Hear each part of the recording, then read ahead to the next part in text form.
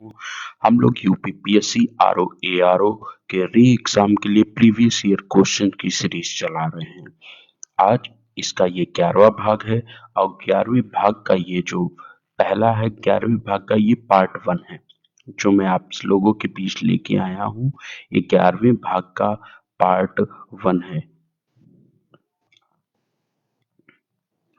ये पार्ट 1 है, 11वें भाग का पार्ट 1 है। इसका पार्ट 2 भी आएगा, जो है जल्द ही पार्ट 2 भी आएगा।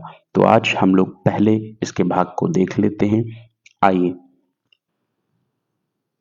पहले प्रश्न की तरफ इसके चलते हैं। और आज का जो पहला प्रश्न है, इलाहाबाद में अशोक स्तंभ किस शासक के बारे में सूचना प्रदान करता है? चंद्रगुप्त मौर्य, स्कंदगुप्त, चंद्रगुप्त द्वितीय या समुद्रगुप्त? ये कंदगुप्त नहीं होगा, ये है स्कंदगुप्त। ये है स्कंदगुप्त के बारे में है, स्कंदगुप्त के बारे में। तो आइए इसके आंसर की तरफ चलते हैं। जो इसका राइट आंसर होगा ये है यहाँ पर देखिए, यहाँ इसका जो राइट आंसर है वो है समुद्रगुप्त। और इसमें समुद्रगुप्त के समय मतलब कौन कौन से इलाहाबाद के स्तंभ में कौन कौन से शासक हैं जिनका उल्लेख मिलता है। तो यहाँ पे पहला है अशोक, अशोक का संबंध है इससे। समुद्रगुप्त, समुद्रगुप्त, समुद्रगुप्त, जहांगीर, जहांगीर और बीरबल। ये है बीरबल। इनका संबंध, इन सब का संबंध किससे है? इलाहाबाद के स्थित अशोक स्तंभ से है। और ये जो पहले स्थित था इलाहाबाद का, जो ये स्तंभ था ये पहले कौशाम्बी में था। कहाँ पे था? कौशाम्बी में था, कौशाम्बी में था। लेकिन इसको अशोक, जो अकबर राजा थे, अकबर ने क्या किया था? अकबर ने इसको इलाहाबाद किले में स्थापित कराया था। अकबर ने इसको बाद में इलाहाबाद किले में स्थापित कराया था। तो हमारा ये पहला प्रश्न समाप्त हो। आइए नेक्स्ट क्वेश्चन की तरफ चलते हैं। निम्नलिखित में से किस गुप्त शासक ने होड़ों पर विजय प्राप्त की? चंद्रगुप्त द्वितीय, कुमारगुप्त प्रथम, स्कंदगुप्त या भानुगुप्त?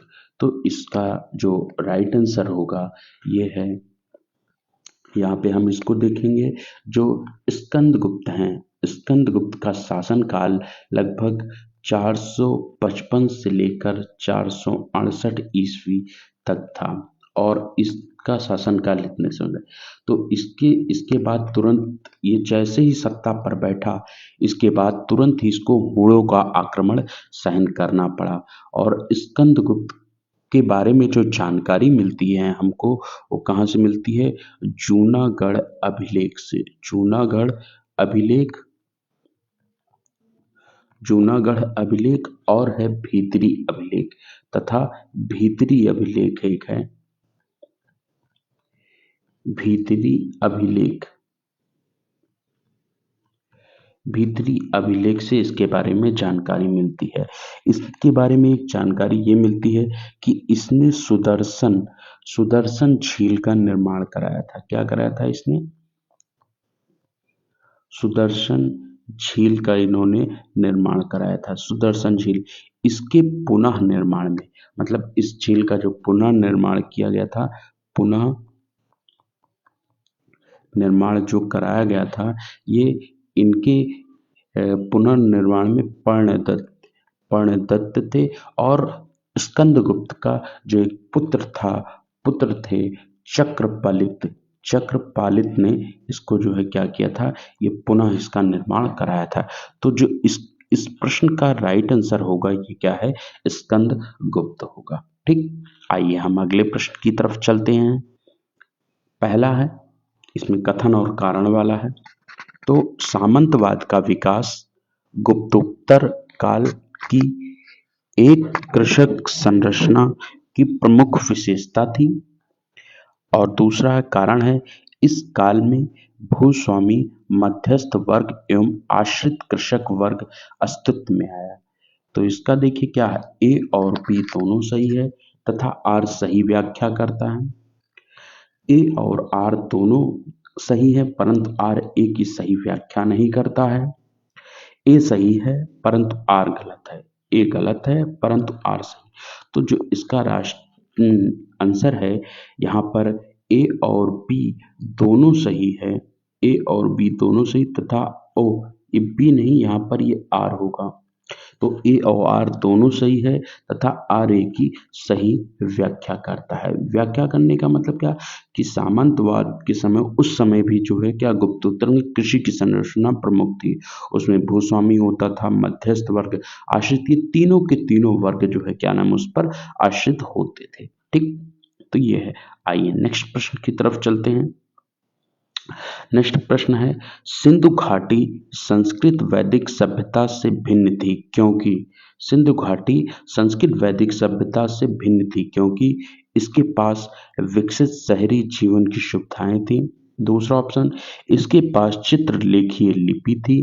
तीसरा, इसके पास लोहे और रक्षा शास्त्रों के ज्ञान का अभाव था। और चौथा है उपरोक्त सभी। तो इसका जो राइट आंसर होगा यह है उपरोक्त सभी होगा। देखिए वैदिक सभ्यता, जो सिंधु घाटी की सभ्यता वो वैदिक सभ्यता से भिन्न थी क्योंकि इसके पास क्या थी, नगरीय सुविधाएं भी थी, चित्रलेखीय लिपि भी थी और जो इसमें लोहे और रक्षा शास्त्रों का ज्ञान था। लेकिन जो सिंधु घाटी की सभ्यता है, ये जो सिंधु घाटी की सभ्यता है, सिंधु घाटी की सभ्यता है, ये सभ्यता जो है ये क्या थी, ये नगरीय सभ्यता थी। ये क्या है, ये नगरीय सभ्यता थी। और एक बात, जो वैदिक सभ्यता है वो ग्रामीण थी। तो ये जो वैदिक सभ्यता थी ये कौन सी थी, ये ग्रामीण सभ्यता थी। ये क्या है, ग्रामीण सभ्यता है। तो इस प्रश्न का राइट आंसर ये होगा। आइए नेक्स्ट प्रश्न की तरफ चलते हैं। निम्नलिखित में से किस पशु का अंकन हड़प्पा संस्कृत की मोहरों पर नहीं मिलता है? बैल, हाथी, घोड़ा, भेड़। तो जो इसका राइट प्रश्न है इसका होगा घोड़ा। देखिए हड़प्पा की जो संस्कृत की मोहरें थी, मोहरों पर उसमें क्या था, मोहरों पर कई चीजों के, संस्कृत में कई चीजें की मोहर मिली थी। जैसे इसमें क्या था, हाथी, हाथी की मोहर मिली थी। यहाँ पर बाघ मिला था। यहाँ कुबड़ वाला कुबड़ वाला कुबड़ वाला बैल था, कुबड़ वाला बैल था। नेक्स्ट है गैंडा था और भैंसा था, भैंस थी और एक श्रृंगी, यानी एक श्रृंगी क्या था, पशु था। एक श्रृंगी पशु था और दूसरी क्या थी, भेड़ थी। ये आकृतियां हमको जो है इस संस्कृत, हड़प्पा संस्कृत के अंतर्गत मिली थी। लेकिन जो घोड़े की मोहर थी वो आकृति हमको नहीं मिली थी यहाँ पर जो है। अच्छा, जो सबसे ज्यादा, देखिए एक था लोथल और क्या था, और एक देसलपुर में यहाँ पर मोहरें भी मिली। यहाँ पर तांबे की मोहरें मिली थी। यहाँ पर किसकी मिली थी, तांबे की मोहरें मिली हुई थी। ठीक है। और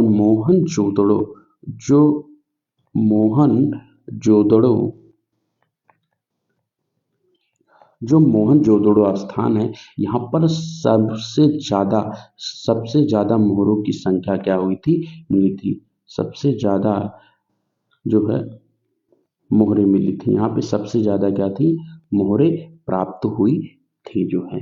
ठीक, चलिए आइए नेक्स्ट प्रश्न की तरफ चलते हैं।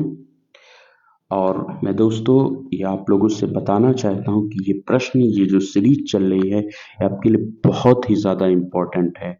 और इस सीरीज की जो है आपको टेलीग्राम चैनल पे जीएस दुनिया पे आप सर्च करेंगे, जीएस दुनिया मेरा चैनल है, वहाँ पे आप जा सकेंगे। इसकी पीडीएफ और पूरी की पूरी वीडियो आपको मिल जाएगी जो है, इस दोनों चीज की पीडीएफ और पूरी की पूरी जो है क्या नाम ये इसकी पीडीएफ और वीडियो जरूर मिलेगी। इसका फेसबुक चैनल भी बन गया है, आप फेसबुक चैनल से भी जुड़ करके इस वीडियो का अपना लाभ उठा सकते हैं और ज्यादा से ज्यादा अपने दोस्तों को इसकी शेयर करें जो है। इस वीडियो के लिंक के अंत में फेसबुक की लिंक जो है, फेसबुक चैनल और जो हमारा टेलीग्राम चैनल है, उन दोनों की लिंक यहाँ पर दे दी जाएगी, ठीक है ना। तो आइए हम अगले प्रश्न की तरफ चलते हैं।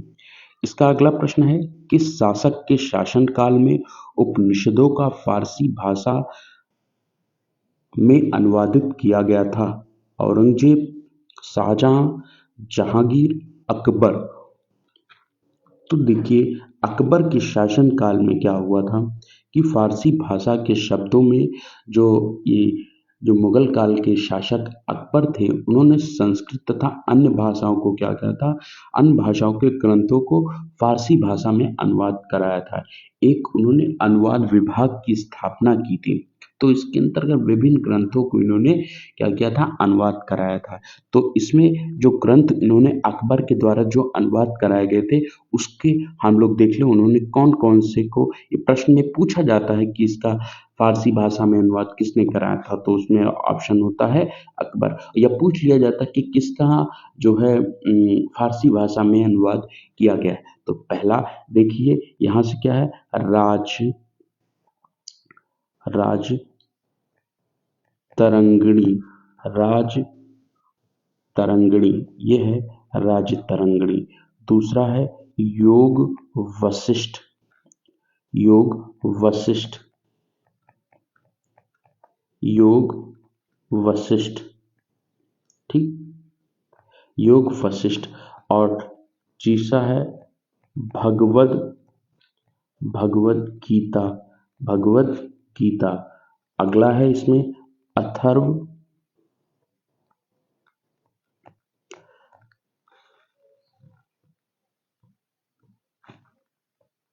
अथर्ववेद, अथर्ववेद।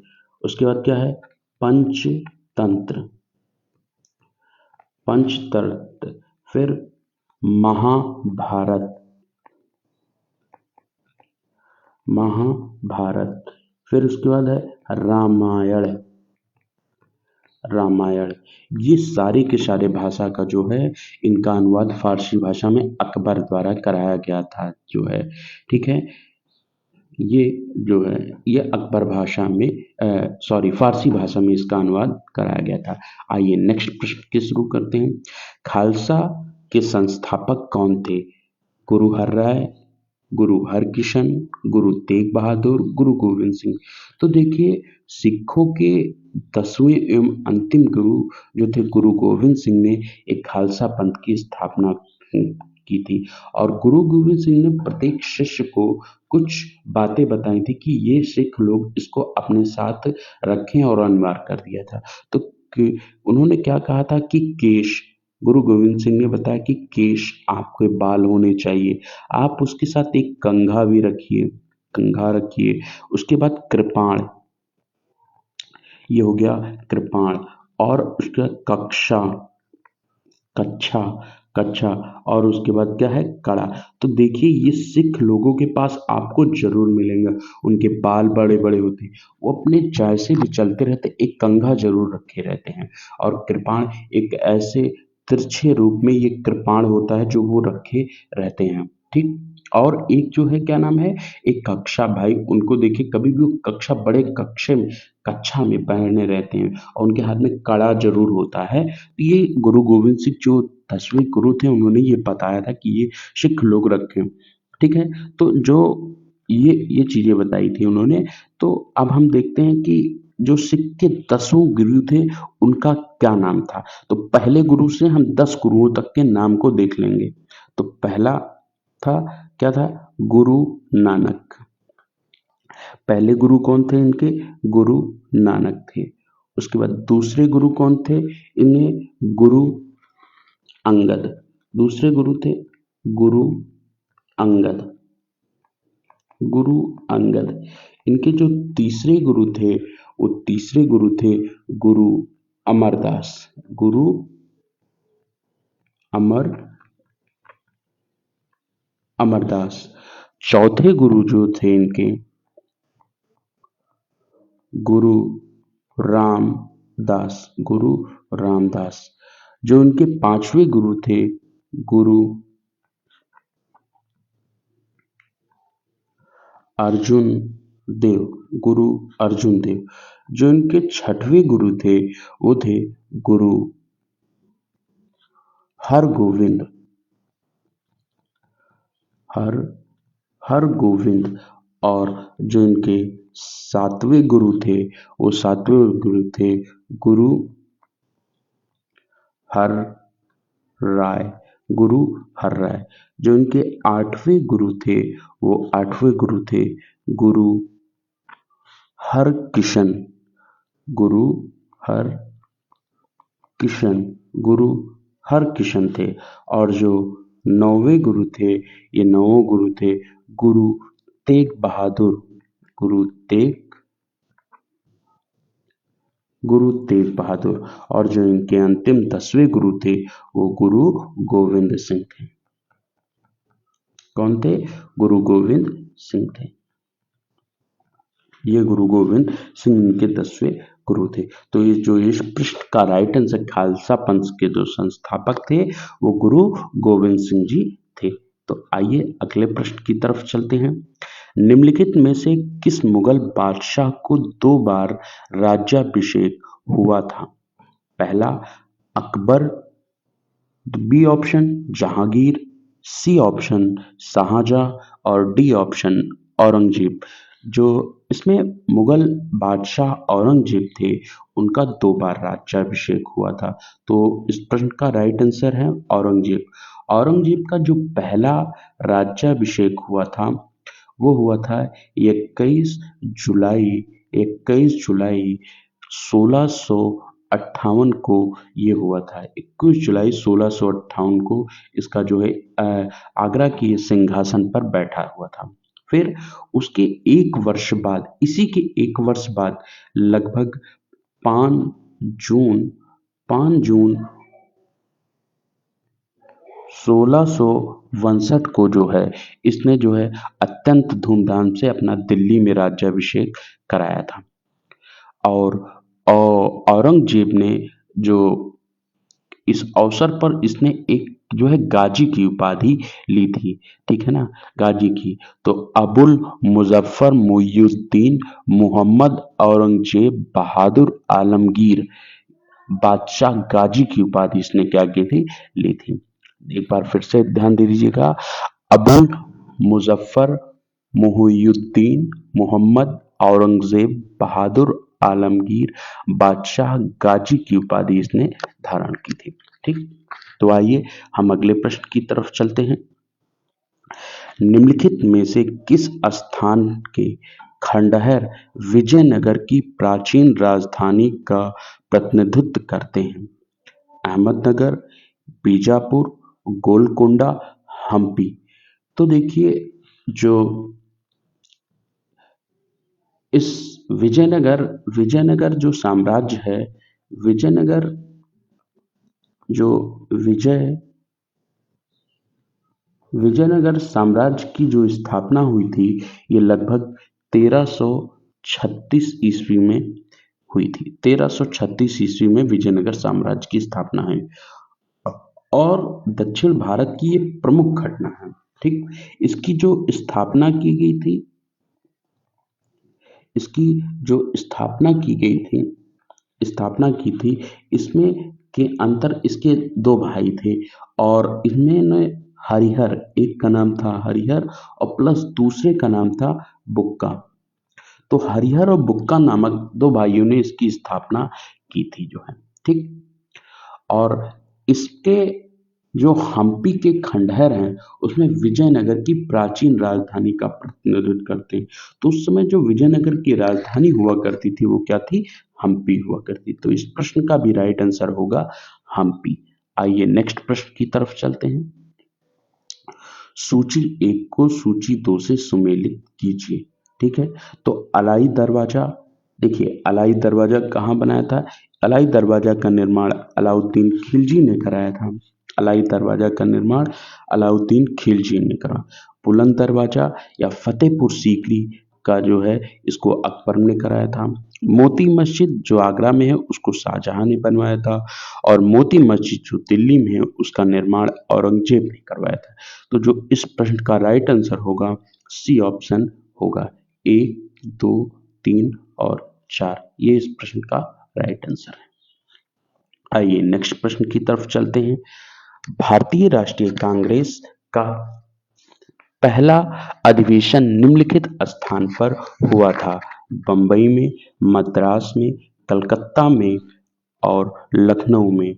तो आइए इसका देखते हैं। तो जो भारतीय राष्ट्रीय कांग्रेस का पहला अधिवेशन हुआ था वो हमारा बंबई में हुआ था। गोकुलदास तेजपाल संस्कृत विद्यालय में ये पहला अधिवेशन हमारा हुआ था बंबई में। आइए नेक्स्ट प्रश्न की तरफ चलते हैं। निम्नलिखित में से कौन स्वतंत्र भारत के प्रथम गवर्नर जनरल थे या था? Lord Mountbatten, sir Stafford Cripps, C Rajagopalachari या डॉक्टर राजेंद्र प्रसाद। तो देखिए स्वतंत्र भारत के जो प्रथम गवर्नर जनरल थे वो, और भारत के अंतिम वायसराय लॉर्ड माउंटबेटन थे। लॉर्ड माउंटबेटन 1947 से लेकर और 1948 तक ये भारत के क्या थे? अंतिम गवर्नर जनरल थे। और इन्होंने ही 3 जून 1947 को ये घोषणा की थी कि भारत 15 अगस्त 1947 को स्वतंत्र कर दिया जाएगा। अच्छा, स्वतंत्र भारत के जो दूसरे थे, मतलब भारत के प्रथम गवर्नर जनरल कौन थे? जब आजाद हो गया भारत तो उस समय कौन थे? तो सी राजगोपालाचारी जो थे ये भारत के प्रथम गवर्नर जनरल थे, सी राजगोपालाचारी। और ये स्वतंत्र भारत के दूसरे गवर्नर जनरल थे, ये भी ध्यान रखिएगा। स्वतंत्र भारत के दूसरे गवर्नर जनरल यही थे। ठीक, तो आइए नेक्स्ट प्रश्न की तरफ चलते हैं। भारतीय विदेश नीति जो तटस्थ पर आधारित थी को प्रारंभ किया गया था? लॉर्ड माउंटबेटन द्वारा, सर स्टेफोर्ड क्रिप्स द्वारा, सी राजगोपालाचारी द्वारा। ये ऑप्शन यहाँ पर गलत आ गए हैं इसके जो है, तो जो एक मिनट, ये सारे के सारे ऑप्शन इसके गलत हैं। इसमें जो पहला है ये ऑप्शन है, इसमें है पीटी जवाहरलाल नेहरू द्वारा। इसका सेकंड ऑप्शन है राजेंद्र प्रसाद द्वारा, और थर्ड ऑप्शन है वल्लभ भाई पटेल द्वारा, और चौथा जो ऑप्शन है वो महात्मा गांधी है। गांधी है। तो इसका जो तटस्थ विदेश नीति है ये किसने किया था? ये हमारे जो भारत के पहले प्रधानमंत्री थे पंडित जवाहरलाल नेहरू जी ने इसको जो है किया था। ठीक है ना। आइए, ये जो गुट निरपेक्ष का जो ये आंदोलन हुआ था ये लगभग 1961 में यूगोस्लाविया में किया गया था। आइए नेक्स्ट क्वेश्चन की तरफ चलते हैं। सूची 1 को सूची 2 से मिलान करना है घटनाओं को। देखिए बैरकपुर विद्रोह कब हुआ था? तो बैरकपुर विद्रोह 1800 नवंबर 1857 में किया गया था। बैरकपुर का जो विद्रोह है नवंबर 1857 में किया था। बहरामपुर का विद्रोह फरवरी 1806 में किया गया था। संथाल विद्रोह वर्ष 1855 से 56 में किया गया था। और वेल्लोर का विद्रोह 1 जुलाई 1824 में किया गया था। तो जो इसका राइट आंसर होगा वो क्या होगा? 2, 4, 3, 1। तो यहाँ ऑप्शन में 2, 4, 3, 1 पहला ऑप्शन जो है हमारा यहाँ पर करेक्ट होगा। ठीक, आइए नेक्स्ट प्रश्न की तरफ चलते हैं। हमारा अगला प्रश्न है, मदर इंडिया पुस्तक लिखी गई थी। पहला ऑप्शन कैथरीन मेयो द्वारा, दूसरा लाला लाजपत राय द्वारा, तीसरा बाल गंगाधर तिलक द्वारा और चौथा विपिन चंद्र पाल द्वारा। तो जो मदर इंडिया पुस्तक लिखी गई थी वो कैथरीन मेयो के द्वारा लिखी गई थी। लाला लाजपत राय ने भी कुछ पुस्तकें लिखी थी। लाला लाजपत राय के द्वारा जो पुस्तक लिखी गई थी उसमें है स्वतंत्र भारत, स्वतंत्रता के लिए, स्वतंत्रता स्वतंत्रता के लिए भारत की इच्छा, भारत की इच्छा, ठीक है। उनकी दूसरा पुस्तक थी unhappy India, unhappy India, unhappy India, unhappy India और युवा भारत का आवाहन, युवा भारत का आवाहन, युवा भारत का आवाहन, ये कृतियां थी इनकी जो थी, ठीक है ना। तो ये था, तो इस प्रश्न का जो राइट आंसर है वो क्या है, कैथरीन मेयो।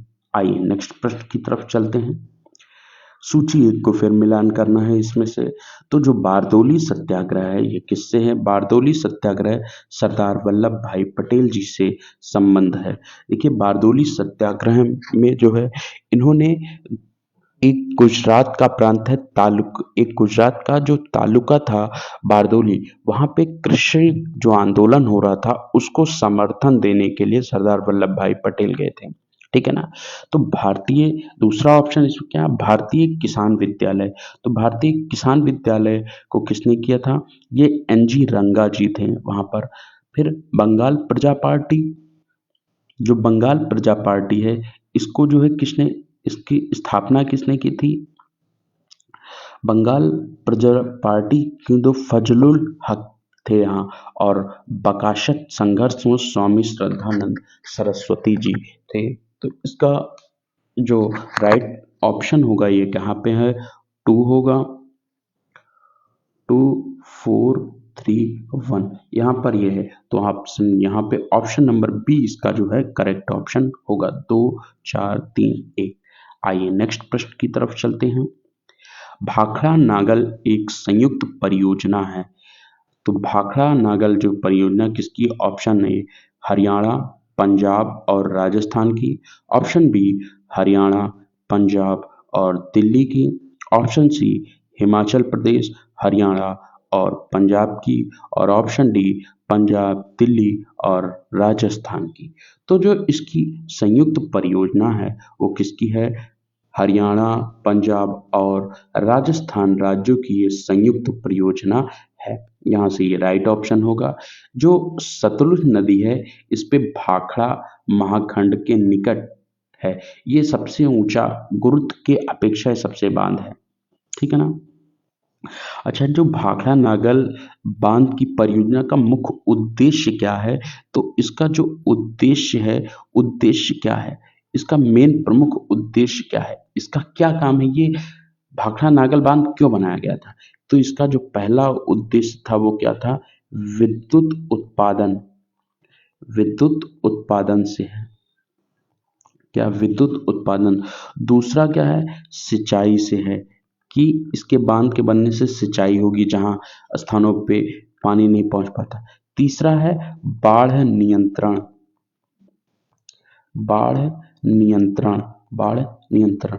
चौथा है मृदा संरक्षण, मृदा संरक्षण, मृदा संरक्षण। और उसके बाद क्या है, पांचवा मत्स्य, मत्स्य पालन, मत्स्य पालन, ठीक है ना। इन चीजों और वन्य जीवों का संरक्षण, वन्य जीवों का संरक्षण, संरक्षण, इनको संरक्षित प्रदान करना था, ठीक। आइए नेक्स्ट प्रश्न की तरफ चलते हैं। चोराबरी ग्लेशियर स्थित है केदारनाथ मंदिर के दक्षिण में, केदारनाथ मंदिर के पश्चिम में, केदारनाथ मंदिर के उत्तर में, केदारनाथ मंदिर के पूर्व में। तो उत्तराखंड के रुद्रप्रयाग जनपद में स्थित एक प्रसिद्ध केदारनाथ मंदिर है। और केदारनाथ मंदिर में जो चोराबरी ग्लेशियर है, चोराबरी ग्लेशियर केदारनाथ मंदिर के पश्चिम में एक मंदाकिनी नदी है, वहां पर स्थित है। और जो चोराबरी ग्लेशियर है, इसकी कुल लंबाई कितनी है? ये 14 किलोमीटर है। तो इसका जो राइट ऑप्शन है केदारनाथ मंदिर के पश्चिम, केदारनाथ मंदिर के पश्चिम। आइए नेक्स्ट प्रश्न की तरफ चलते हैं। निम्नांकित नदियों में से कौन सी एक उत्तर प्रदेश से नहीं गुजरती है? गंगा, यमुना, रामगंगा, झेलम। तो जो इसका राइट आंसर है वो है झेलम। झेलम नदी उत्तर प्रदेश से नहीं गुजरती है। झेलम नदी का जो उद्गम है ये कहां से होता है? झेलम नदी का जो उद्गम है, देखिए झेलम नदी का उद्गम जो है एक बेरेनाग, कश्मीर में उसके समीप स्थित है बेरेनाग, बेरेनाग, ठीक। और इसी के समीप में स्थित है एक कौन है? शेषनाग झील। शेषनाग झील से जो है इसका संबंध है। झेलम नदी यहीं से निकलती है और ये कश्मीर में लगभग कितना 400 किलोमीटर, ये जो झेलम नदी है ये 400 किलोमीटर कश्मीर में प्रवाह करती है। और उसके बाद ये नदी आगे चल के पाकिस्तान में प्रवेश कर जाती है, ठीक जो है। और उसके बाद ये कहां? चेनाब नदी में मिल जाती है, ठीक है। तो इसका राइट आंसर है झेलम। आइए नेक्स्ट प्रश्न की तरफ चलते हैं। सारनाथ स्थित है केरल में, महाराष्ट्र में, गुजरात में, उत्तर प्रदेश में। तो जो सारनाथ स्थित है वो उत्तर प्रदेश में स्थित है। उत्तर प्रदेश के वाराणसी जिले में सारनाथ स्थित है। और यहाँ पर गौतम बुद्ध ने सबसे पहले क्या किया था? जो सन्यासियों थे उनको अपना उपदेश दिया था, ठीक है। और धर्मचक्र प्रवर्तन के नाम से ये जाना जाता है यहाँ। तो सारनाथ कहाँ? उत्तर प्रदेश में स्थित है। आइए अगले प्रश्न की तरफ चलते हैं। भारत में पेट्रोलियम का अग्रणी उत्पादक राज्य है? असम, गुजरात, महाराष्ट्र, तमिलनाडु। तो जो भारत में पेट्रोलियम का उत्पादन के अग्रणी राज्य है वो है गुजरात। और इसमें पूरे देश का लगभग 22% भाग जो है वो तेल का उत्पादित किया जाता है। तो इसका राइट आंसर है गुजरात। आइए नेक्स्ट प्रश्न की तरफ चलते हैं।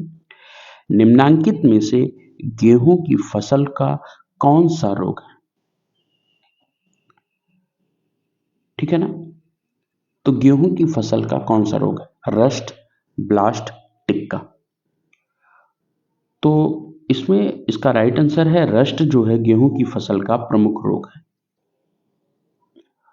और अन्य रोग इसके क्या हैं? अन्य रोग गेहूं की फसल में जो अन्य रोग लग जाते हैं, अन्य रोगों में है एक कंडुआ है,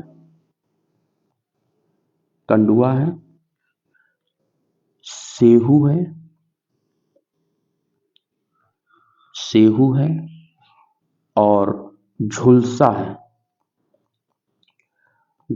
है और करनाल बट। ये क्या है? ये गेहूं के अन्य रोग हैं जो है, ठीक है ना। तो ये राइट आंसर। आइए नेक्स्ट प्रश्न की तरफ चलते हैं। वर्ष 2028 में ओलंपिक खेलों का आयोजन कहां किया जाएगा? नई Delhi, Lahore, Los Angeles, Nagoya. तो ओलंपिक में 2028 का जो आयोजन किया जाएगा लॉस एंजलिस में किया जाएगा। लॉस एंजलिस कहां पे है? ये लॉस एंजलिस अमेरिका में है, आइए नेक्स्ट प्रश्न की तरफ चलते हैं। हमारा अगला प्रश्न है 24 नंबर के प्रश्न हैं। देखिए बच्चों, ये आपके लिए जो सीरीज चली है बहुत ही ज्यादा इंपॉर्टेंट है। इसको डिस्क्रिप्टिव रूप में आपको बताया जा रहा है, तो इस वीडियो को लाइक शेयर एंड सब्सक्राइब करना ना ही भूलेंगे और ज्यादा से ज्यादा लोगों तक इस वीडियो को पहुंचाएंगे। तो आइए हम देखते हैं, निम्नलिखित राज्यों में से कौन एक अभ्रक का उत्पादन नहीं करता है? झारखंड, मध्य प्रदेश, राजस्थान, आंध्र प्रदेश। तो देखिए, अभ्रक के उत्पादन के लिए मध्य प्रदेश राज्य नहीं है। मध्य प्रदेश अभ्रक का उत्पादन नहीं करता। अभ्रक का जो उत्पादन है वो सबसे ज्यादा उत्पादन कौन करता है? आंध्र प्रदेश। आंध्र प्रदेश में अभ्रक के 45.5% का उत्पादन होता है। दूसरे नंबर पर है राजस्थान, 17% में उत्पादन करता है। और तीसरे नंबर पर है झारखंड, जो 10% इसका उत्पादन करता है। तो जो इस प्रश्न का राइट आंसर होगा मध्य प्रदेश, ये इसका राइट आंसर। आइए नेक्स्ट प्रश्न की तरफ चलते हैं हम लोग। निम्नलिखित में से कौन सा एक युग्म सुमेलित नहीं है? तो खार्तुम। खार्तुम कहाँ? सूडान में है, यहाँ नील नदी है, सही है। न्यूयॉर्क। न्यूयॉर्क में क्या है? हडसन की खाड़ी है, ये भी बात सही है। बर्लिन। बर्लिन में जो है क्या है? बर्लिन, ये स्त्री नहीं होगा, ये जो गलत प्रिंट हो गया है यहाँ, स्त्री नहीं होगा, ये स्प्री है, ये स्प्री नदी। बर्लिन में क्या है? स्प्री नदी है। और जबकि जो सिडनी है, सिडलिंग का संबंध डार्लिंग नदी से है। सिडनी का संबंध क्या है? डार्लिंग नदी से। डार्लिंग नदी से संबंध है सिडनी का संबंध, ये डार्लिंग नदी से। तो इसका जो राइट आंसर होगा ये ऑप्शन नंबर डी होगा। ठीक, आइए नेक्स्ट प्रश्न की तरफ चलते हैं। निम्नलिखित में से कौन सी सर्वाधिक गहरी महासागरीय गर्त है? Tonga, Mariana, Puerto Rico, Izu Bonin. तो आइए देखते हैं जो गहरी, देखिए प्रशांत महासागर में एक मैरियाना द्वीप है और ये चाप के आकार का है। चैलेंजर इसको गर्त के रूप में फैला है। तो जो सबसे गहरी गर्त है वो मैरियाना है और इसकी जो गहराई है वो अनुमानित 11,033 मीटर है। 11,033 मीटर ही अनुमानित इसकी गहराई मैरियाना। ठीक, आइए नेक्स्ट प्रश्न की तरफ चलते हैं। भारत की निम्न झीलों में से कौन सी असम में अवस्थित है? हमीरसर झील, कोलोरू झील, सला झील और चपनाला झील। तो यहां से जो है चपनाला झील असम में स्थित है। इसका जो राइट आंसर है चपनाला झील असम में स्थित है। कोलोरू झील जो है, कोलोरू झील ये कहां पे है? आंध्र प्रदेश में। ये आंध्र प्रदेश में स्थित है, ठीक है ना। हमीरसर जो झील है ये कहां है? भुज में, ये भुज में। और सलासल झील जो है ये कच्छ में स्थित है, कच्छ गुजरात में स्थित है। जो इस प्रश्न का राइट आंसर होगा ये चपनाला झील है। आइए नेक्स्ट प्रश्न की तरफ चलते हैं। हमारा जो अगला प्रश्न है, निम्न में से किस नगर को पूर्व का मैनचेस्टर कहा जाता है? Nagoya, Tokyo, Sydney, Osaka. तो जो जापान का एक शहर ओसाका है जिसको पूर्व का मैनचेस्टर के रूप में जाना जाता है, यहाँ वस्त्र उद्योग सबसे ज्यादा प्रमुख केंद्र है। आइए नेक्स्ट प्रश्न की तरफ चलते हैं। भारत के निम्नलिखित मिट्टियों में से कपास की खेती के लिए सर्वाधिक उपयुक्त है? रेगुर मिट्टी, लैटराइट मिट्टी, जलोढ़ या अलुवियल मिट्टी या लाल मिट्टी? तो देखिए, इसमें इसका जो राइट आंसर है काली मिट्टी या रेगुर मिट्टी या कपासी मिट्टी ये होती है। इसको अंतरराष्ट्रीय उष्णकटिबंधन का चरनोजम कहा जाता है और इसको क्या कहा जाता है? उष्णकटिबंधीय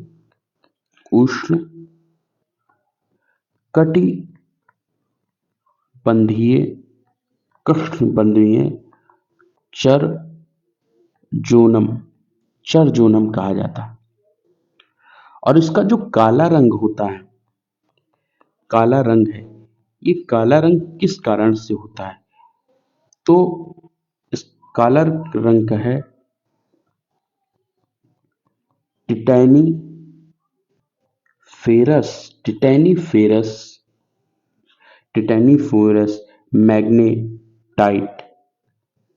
मैग्नेटाइट के कारण इसका काला रंग होता है। आइए नेक्स्ट प्रश्न की तरफ चलते हैं। बॉम्बे हाई तेल क्षेत्र का संबंध निम्नलिखित में से कौन सा तथ्य सही नहीं है? बॉम्बे हाई तेल क्षेत्र मुंबई तट से 160 किलोमीटर दूर स्थित है। इसकी खोज 1965 में हुई थी। सी ऑप्शन या पहला तेल कुआं 1974 ईस्वी में खोदा गया था और डी ऑप्शन इसे रूस और भारत की संयुक्त टीम ने खोजा था। तो देखिए, जो मुंबई तट है वो बॉम्बे हाई से लगभग कितना 162 किलोमीटर दूर है और इसकी खोज जो हुई थी वर्ष 1965 में हुई थी। सबसे पहले तेल का कुआं जो 1974 में खोजा गया था, भारत और रूस ने मिलकर काम किया। तो जो इसका राइट आंसर होगा यहाँ पर, ये कौन सा तथ्य सही नहीं है? तो ये बॉम्बे हाई तेल क्षेत्र मुंबई के तट से 160 किलोमीटर दूर स्थित है। ये तथ्य क्या है? सही नहीं है। 160 नहीं, 162 किलोमीटर है। आइए नेक्स्ट प्रश्न की तरफ चलते हैं। सूची 1 को सूची 2 से मिलान करना।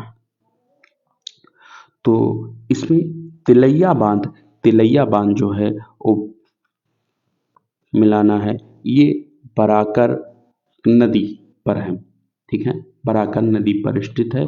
इस पे जो परियोजना है वो दामोदर नदी घाटी की परियोजना है।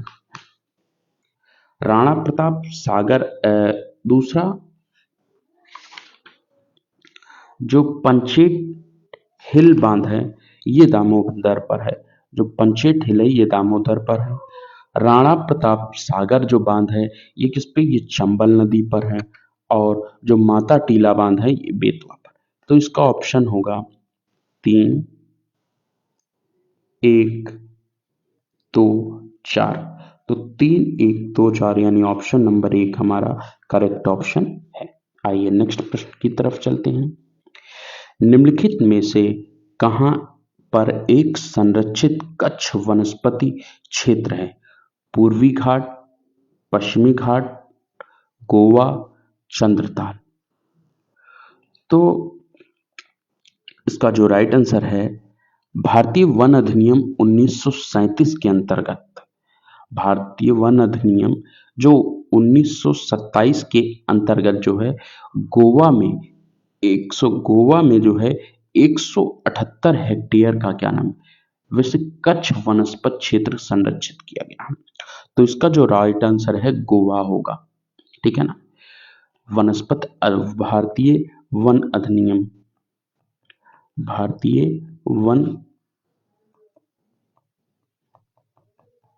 अधिनियम जो है भारतीय वन अधिनियम एक क्या हुआ, ये 1927 में एक स्थापित किया गया। गोवा में 178 किलोमीटर का 178 हेक्टेयर का ये गोवा में क्या किया, स्थापित एक वनस्पति कच्छ क्षेत्र स्थापित किया गया था। आइए नेक्स्ट क्वेश्चन की तरफ चलते हैं। Indian institute of ecology and environment अवस्थित है नई दिल्ली में, मुंबई में, कोलकाता में या तिरुअनंतपुरम में?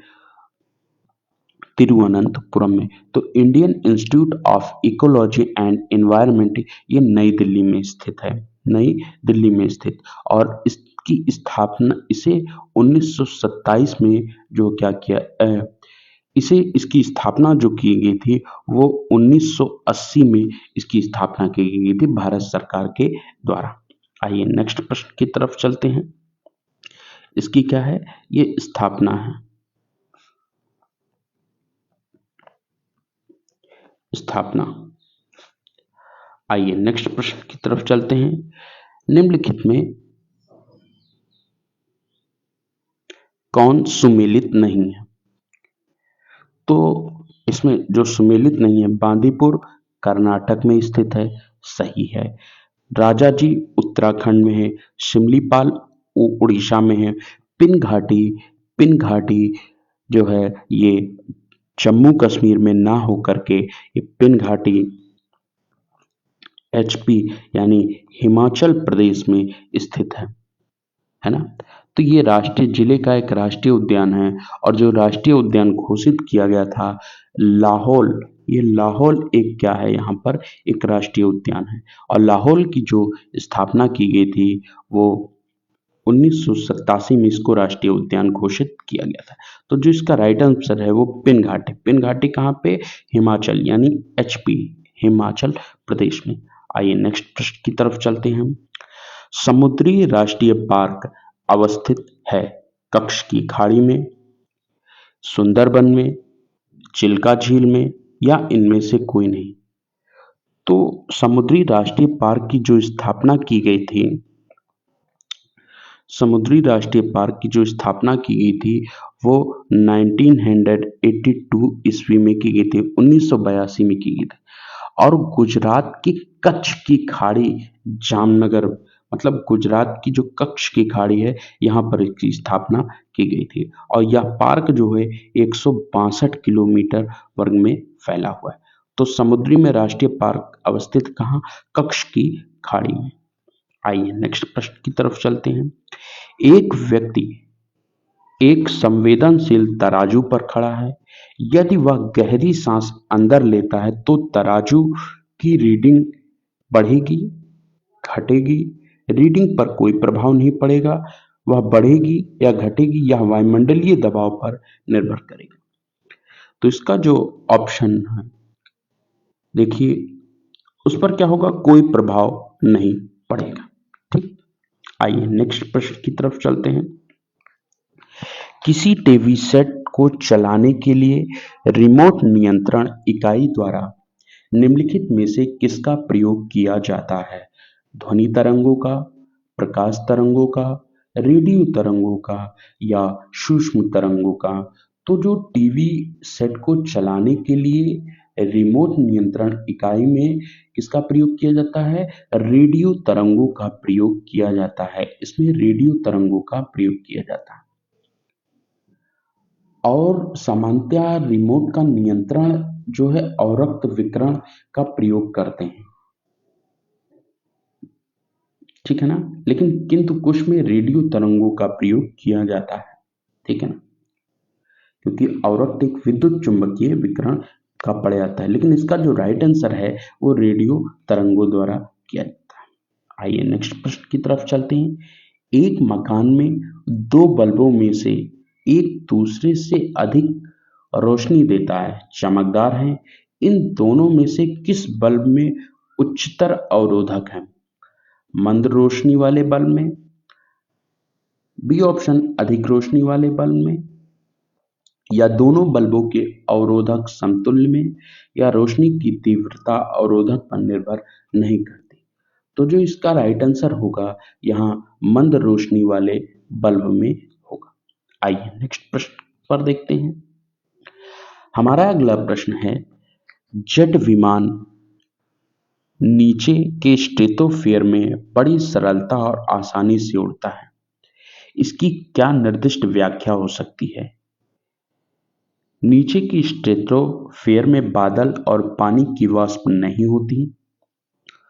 नीचे के स्ट्रेटोस्फीयर में लंबरूपी हवाएं नहीं होती। इसमें कौन सा ऑप्शन? केवल एक और दो। केवल दो, या ना तो एक और ना तो दो। तो देखिए जो नीचे के स्ट्रेटो जेट यान बड़ी सरलता से आसानी से क्या करते हैं, उड़ता है, और उसमें बादल वाष्प भी नहीं होते हैं और वर्टिकल हवाएं भी नहीं होती। तो इसका ऑप्शन जो दोनों है ये सही होगा। यहाँ एक और दो, ये क्या है, दोनों सही। आइए नेक्स्ट प्रश्न की तरफ चलते हैं। ट्रैफिक सिग्नल में लाल प्रकाश प्रयुक्त होता है क्योंकि इसकी तरंग दैर्ध्य सर्वाधिक होती है, वह सुंदर होता है, यह खराब रोशनी वालों को भी दिखाई देता है, उक्त कारणों में से कोई नहीं। तो जो इसका राइट आंसर होगा, देखिए जो खतरे का सिग्नल होता है उसको लाल बनाने का प्रमुख कारण है कि सबसे कम प्रकाश प्रकीर्णित करना और दूर से सबसे अधिक स्पष्ट दिखाई देना। तो इसका जो प्रमुख कारण होगा वो तरंग दैर्ध्य की सर्वाधिक स्थिति है। ठीक, क्योंकि लाल कण क्या फैलता कम है और हमको दूर से ही दिखाई दे जाता है। ठीक, आइए नेक्स्ट प्रश्न की तरफ चलते हैं। हमारा अगला प्रश्न है, खारे पानी को शुद्ध पानी में परिवर्तित करने की प्रक्रिया को कहते हैं प्रस्वेदन, उत्फुलन, विद्युत पृथक्करण या उत्क्रम परासरण। तो देखिए जो उत्क्रम परासरण की विधि के द्वारा जो है खारे पानी को शुद्ध पानी में परिवर्तित किया जाता है। तो इसका ऑप्शन डी होगा सही। आइए नेक्स्ट प्रश्न की तरफ चलते हैं। शरीर के जोड़ों में गठिया रोग अर्थराइटिस निम्नलिखित में किसके जमाव से होता है, यूरिया या यूरिक अम्ल, तीसरा एल्यूमिन या कोलेस्ट्रॉल। तो इसका जो राइट आंसर है, मानव के शरीर में जब जो है यूरिक अम्ल बढ़ जाता है तो इससे गठिया रोग उत्पन्न होता है। तो यहाँ जो इसका राइट आंसर होगा यूरिक अम्ल। आइए नेक्स्ट प्रश्न की तरफ चलते हैं। मानव शरीर में सर्वाधिक प्रचुरता में पाया जाने वाला तत्व है लौह, दूसरा ऑप्शन सोडियम, तीसरा ऑक्सीजन और चौथा है आयोडीन। तो मानव शरीर में जो सबसे अधिक पाया जाने वाला तत्व है वो है ऑक्सीजन। ऑक्सीजन लगभग 65% पाई जाती है। यहाँ पे कितनी है, 65% ऑक्सीजन पाई जाती है। ठीक है, राइट ऑप्शन है सी। यहाँ पे सी राइट ऑप्शन है। आइए अगले प्रश्न की तरफ चलते हैं। अगला प्रश्न है, सीरिया के गृह युद्ध में रासायनिक हथियार का प्रयोग हुआ था, इसमें कौन सा रसायन प्रयुक्त हुआ, mustard gas, chlorine gas, methyl isocyanide gas या सीरीन गैस। तो सीरिया के जो गृह युद्ध हुए इसमें सतह से सतह पर मार करने के लिए रॉकेटों द्वारा सीरीन गैस का प्रयोग किया गया था। तो ऑप्शन नंबर इसका डी सही है। आइए नेक्स्ट प्रश्न की तरफ चलते हैं। निम्नलिखित में से कौन सा रसायन कृत्रिम वर्षा में प्रयोग होता है, silver iodide, potassium chloride, calcium carbonate या जिंक आयोडाइड। तो कृत्रिम वर्षा के लिए जो रसायन प्रयोग होता है वो है सिल्वर आयोडाइड। क्लाउड सीडिंग में क्या ऐसा बदलाव किया जाता है कि जिससे मौसम को इच्छा अनुसार बारिश कराई जाती है, लेकिन ये खतरनाक होता है। तो सिल्वर आयोडाइड में क्या होता है, ये क्लाउड सीडिंग में सिल्वर आयोडाइड का प्रयोग किया जाता है। ठीक, आइए नेक्स्ट प्रश्न की तरफ चलते हैं।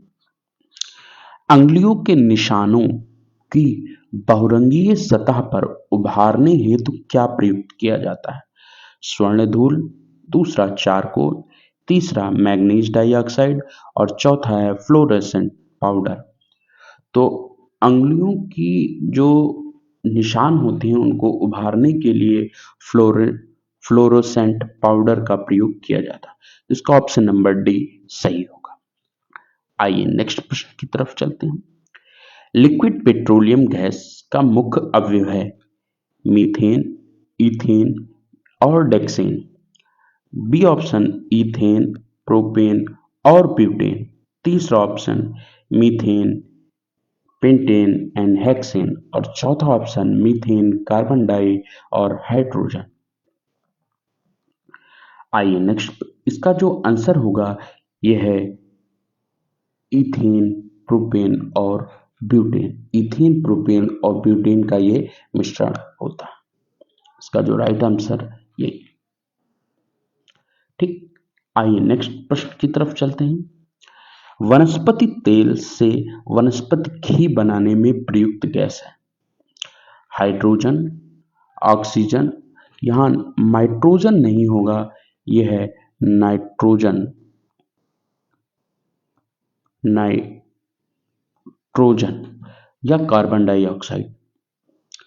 तो वनस्पति तेल से वनस्पति घी बनाने की जो प्रक्रिया है वो क्या है? हाइड्रोजनीकरण। हाइड्रोजनीकरण है, हाइड्रोजन गैस का प्रयोग किया जाता है इसमें। ठीक, जिसको इन तेलों की प्रक्रिया को कहते हैं हाइड्रोजनीकरण। आइए नेक्स्ट प्रश्न की तरफ चलते हैं।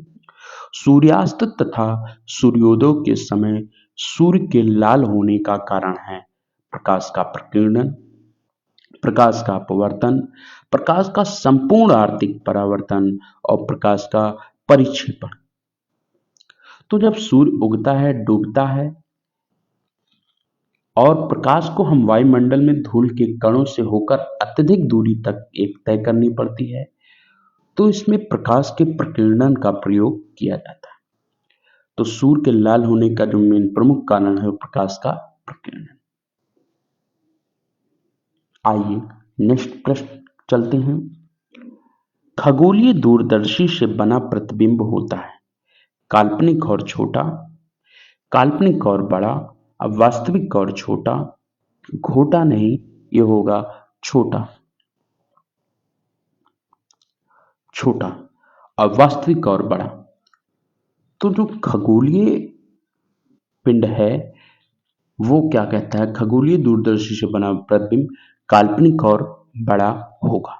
ठीक, आइए नेक्स्ट प्रश्न की तरफ चलते हैं और ये आज का हमारा अंतिम प्रश्न है।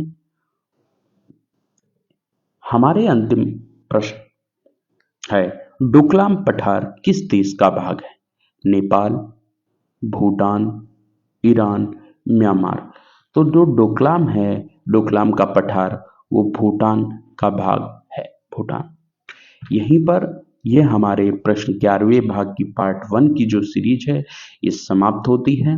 अब हम आप लोगों से नेक्स्ट वीडियो में इसका पार्ट 2 लेकर के जल्द ही से जल्द उपस्थित होंगे और इनके सारे क्वेश्चनों को आप लोग देखिएगा ताकि इसका लाभ हो सके। अच्छा, एक बात, आप लोगों को एक संडे को आप लोगों का एक टेस्ट ऑर्गेनाइज कराया जाएगा। उस टेस्ट में आप लोग देखिएगा, वो टेस्ट लगभग 150 क्वेश्चंस का होगा। उस 150 क्वेश्चंस को आप लोग देखिएगा और उसके आंसर्स को जरूर से जरूर देखिएगा जो है। और इस चैनल की जो लिंक है वो आपको नीचे टेलीग्राम चैनल की भी लिंक दी जाएगी, हमारे इसकी पीडीएफ भी आपको मिल जाएगी, टेलीग्राम चैनल की भी लिंक मिल जाएगी। और इसमें जो है आपको फेसबुक चैनल पे भी इसको आप देख सकते हैं। तो हमारे इसको इन चैनलों को लाइक, शेयर एंड सब्सक्राइब करना ना भूलें। तो प्लीज़ प्लीज़ इस हमारे जो जीएस दुनिया चैनल है इसको लाइक, शेयर एंड सब्सक्राइब करना ना भूलें, सब्सक्राइब करना ना भूलें।